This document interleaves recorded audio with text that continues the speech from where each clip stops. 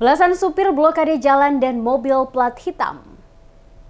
Belasan supir angkutan pedesaan memblokade jalan raya dan menghentikan mobil berplat hitam di tengah jalan dikarenakan mengangkut penumpang secara ilegal karena tidak memiliki izin trayek. Para supir angkutan pedesaan memberhentikan setiap mobil plat hitam Avanza dan sejenisnya di tengah jalan karena sengaja mengangkut penumpang jalur unit 6 Lea sehingga mengakibatkan banyak para supir angkutan pedesaan yang tidak mendapatkan penumpang.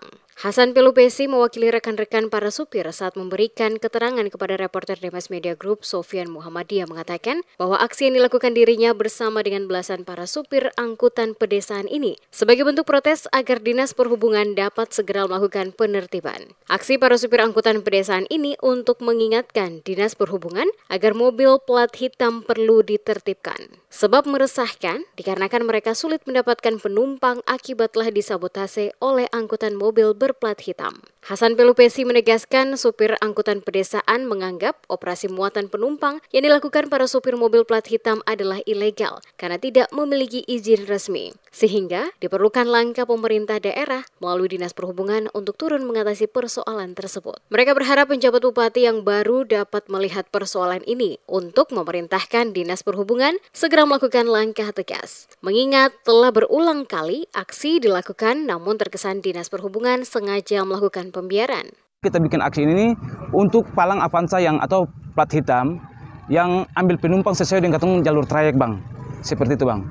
Jadi katong angkutan pedesaan ini sudah tidak dapat penumpang lagi, Bang, karena disabotase oleh plat-plat hitam yang dimana sesuai dengan katong punya izin trayek.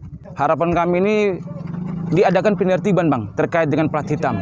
Penertiban sesuai dengan jalur masing-masing, Bang. Kalau memang itu dia memiliki aturan plat hitam, memiliki aturan topoksi masing-masing, ya bekerja sesuai dengan aturannya masing-masing, Bang.